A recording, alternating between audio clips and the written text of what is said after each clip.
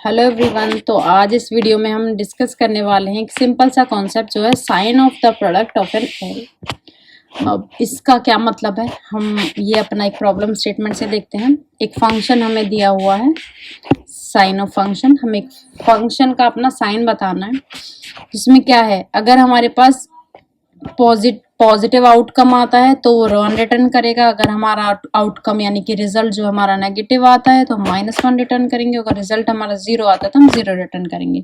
तो यहाँ क्वेश्चन में बताया गया है कि और given an integer array nums, हमें एक एरे दिया हुआ है, नम्स नाम है जिसका, लेकिन इंटीजर टाइप्स का एरे है। वो पॉजिटिव भी हो सकता है, नेगेटिव भी एलिमेंट्स हो सकते हैं। तो product, let the product be the product of all values in array nums. तो हमें करना क्या है कि हमें अपने एरे में के जो एलिमेंट्स हैं उनका प्रोडक्ट निकालना है, उसका प्रोडक्ट निकालना है।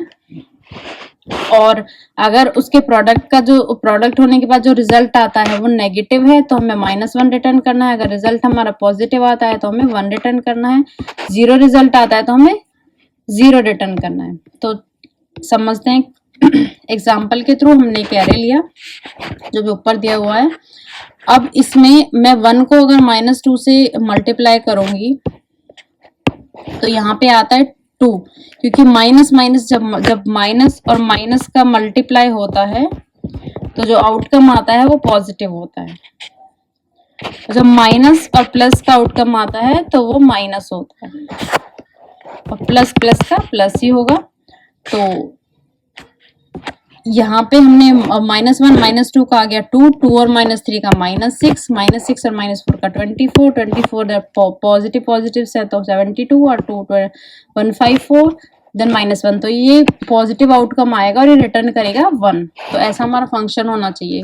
तो इस केस में हम सिंपल मैथ्स ही यूज करेंगे।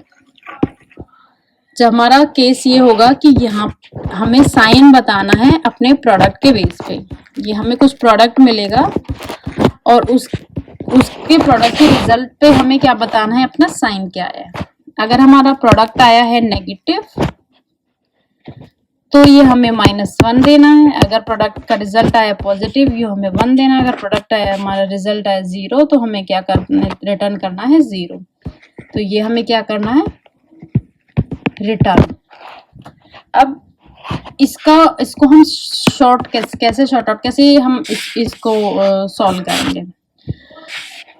तो जो हमारा नेगेटिव नंबर है वो कब आता है, जब हमारे दोनों साइन क्या हो, नेगेटिव। तो हमारा कैसा नंबर आएगा, पॉजिटिव। और अगर हमारे एरे के एलिमेंट्स, अगर हम ये कैलकुलेट कर लें कि अगर जो नेगेटिव नंबर्स हैं वो इवन होंगे, क्योंकि दो का क्या होता है, पॉजिटिव नंबर आएगा। अगर हम अपने नेगेटिव नंबर्स को काउंट कर लें कि काउंट द नेगेटिव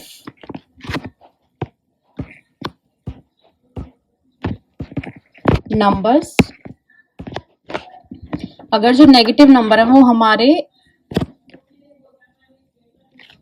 इवन है, यानी कि हमारे टोटल 6 नेगेटिव नंबर हैं, तो इवन का केस हो गया। और इवन है तो 6 है तो 2 2 का हम पेयर बनाएंगे। तो ये भी पॉजिटिव आ गया, ये भी पॉजिटिव आ गया, ये भी पॉजिटिव। तो इवन के केस में हमारा जो रिजल्ट आएगा वो क्या आएगा, पॉजिटिव। तो उस केस में हम क्या करेंगे, 1 रिटर्न। और अगर हमारा ऑड का केस आता है, यानी कि 5 आ गए, 2 का पॉजिटिव 1 का नेगेटिव, जो लास्ट में यहाँ पॉजिटिव है, पॉजिटिव को अगर नेगेटिव से कर सकते हैं तो क्या आता है, रिजल्ट नेगेटिव। तो ऑड का केस हो गया ये। ऑड के केस में हम क्या रिटर्न करेंगे, -1। तो ये है हमारी अप्रोच। तो हम इसको चेक कर सकते हैं, एक फंक्शन बनाएंगे कोड में, और हमें इस एक बार और ड्राई रन कर सकते हैं इसको, कोड को।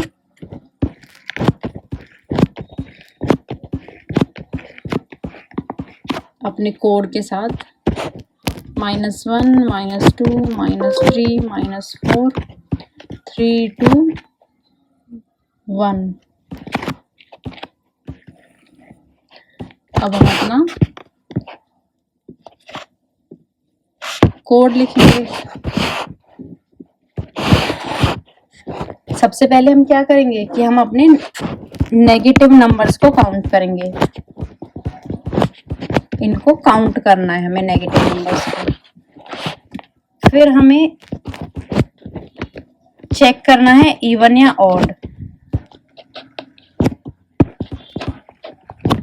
इवन होगा तो क्या करना है, रिटर्न 1, ऑड होगा तो रिटर्न -1।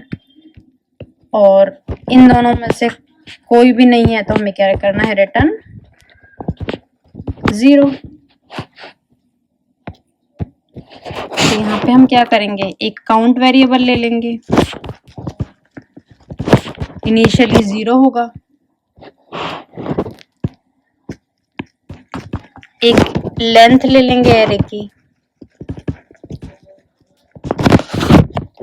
फिर एक हम लूप चलाएंगे 0 से लेके लेसर देन n तक। फिर हम चेक करेंगे इफ जो हमारा नम्स एरे है उसका i पे है, अगर वो इक्वल्स टू है 0 के। अगर हमारा कोई भी नंबर 0 आ जाता है तो रिजल्ट हमारा क्या आएगा, 0। क्योंकि अगर हम मान लेते हैं कि इस एग्जाम्पल के अंदर कि लास्ट में 0 आ गया, तो जब हमारा यहाँ पे आया तो 54 को 0 से मल्टीप्लाई करेंगे तो कोई भी नंबर अगर हमारा 0 में मल्टीप्लाई होता है तो रिजल्ट क्या आता है, 0। प्रोडक्ट है क्योंकि ये मल्टीप्लाई है। अगर 0 नहीं है तो उस केस में अगर हमारा जो नंबर है वो नेगेटिव है मतलब लेसर देन 0 है। 0 से छोटे का क्या मतलब है कि हमारा जो नेगेटिव का है काउंट बढ़ रहा है। मान लेते हैं कि अगर हमारा -1 आया, फर्स्ट हमारा जो एरे है हमारे पास, यहाँ हम एरे को मेंशन कर लेते हैं एक बार,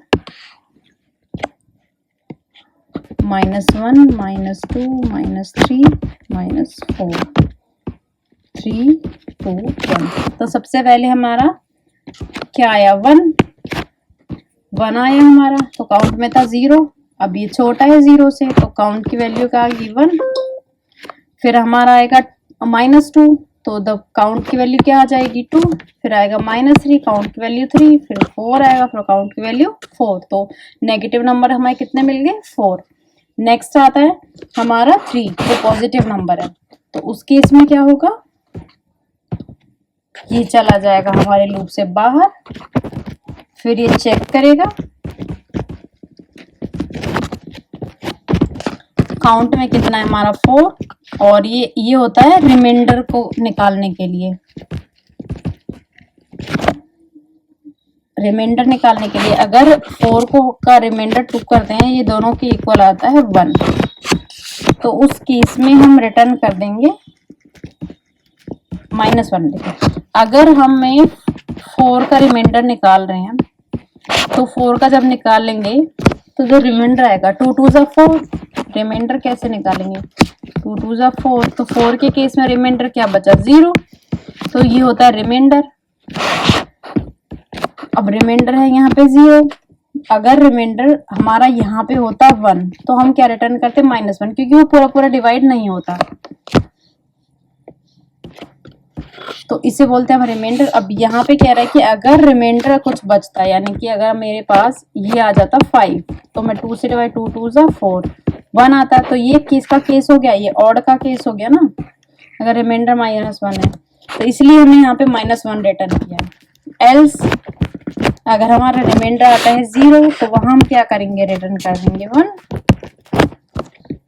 और 0 को का केस हमने ऑलरेडी शॉर्ट आउट कर लिया था, कहीं भी किसी में भी अगर ये 0 आ जाती है तो यहाँ पे हम क्या कर देंगे, रिटर्न 0। अगर वो रिमाइंडर हमारा 1 बचता है तो हमारा रिटर्न करेगा 1। अगर हमारा रिमाइंडर 0 आएगा तो उसी केस में एग्जीक्यूट होगा ये, और ये आ जाएगा हमारा -1। तो एग्जीक्यूट भी कर लेते हैं।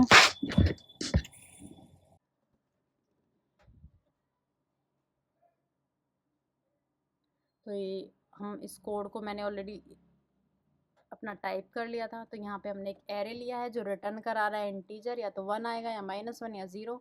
तो सबसे पहले काउंट वेरिएबल लिया, उसको मैंने लूप चलाया n तक अपना, एंड देन यहाँ पे मैंने आई को चेक किया, अगर वो 0 है तो वो रिटर्न 0 कर देगा। कोई भी एलिमेंट का प्रोडक्ट अगर 0 हो जाता है, एरे का कोई भी एलिमेंट 0 हो जाता है तो उसका प्रोडक्ट भी 0 हो जाएगा। अगर नहीं है वो लेस देन 0 यानी कि कोई भी नेगेटिव नंबर है तो हम नेगेटिव को काउंट करना है, काउंट में इंक्रीज करते जाना है अगर नेगेटिव नंबर हमें मिल रहे हैं तो। और अगर ऐसा नहीं है, जैसे ही हमारा 3 का केस आएगा, 3 के केस में ये चेक अंदर जाएगा, चेक करेगा 3 इक्वल टू 0 है नहीं है, एलसिफ में चेक करेगा, अगर वो 0 से लेस देन है नहीं है तो वो बाहर आ जाएगा, वो फिर से बाहर। फिर 2 के केस में भी वही होगा, वो बाहर। 1 के केस में बाहर। जब लूप से बाहर आएगा सारे एलिमेंट्स को चेक करके फिर वो चेक करेगा काउंट में क्या था, 4। 4 को अगर हम रिमाइंडर निकालते हैं तो वो किसके इक्वल आता है, 0 के, तो वो 1 का केस फेल हो जाएगा, तो एल्स केस में जाएगा, यहाँ से रिटर्न कर देगा 1। तो ये यहाँ से यहाँ इसने रिटर्न किया है 1। हम इसको रन भी करके चेक कर लेते हैं एक बार। तो ये किसने क्या रिटर्न किया है यहाँ पे 1। इन आउट हम लेते हैं जब हमें अपने एरे को, एक ही एरे को यूज़ करना है, फंक्शन के अंदर चेंज भी करना है तो ये था। और इसकी टाइम कॉम्प्लेक्सिटी की बात करते हैं। टाइम कॉम्प्लेक्सिटी है जो इसकी, वो n number of time loops के लिए यहाँ एग्जीक्यूट हो रहा है, तो टाइम कॉम्प्लेक्सिटी होगी इसकी बिग ऑफ n। तो इस टॉपिक के बारे में इतना ही। Thanks for watching this video.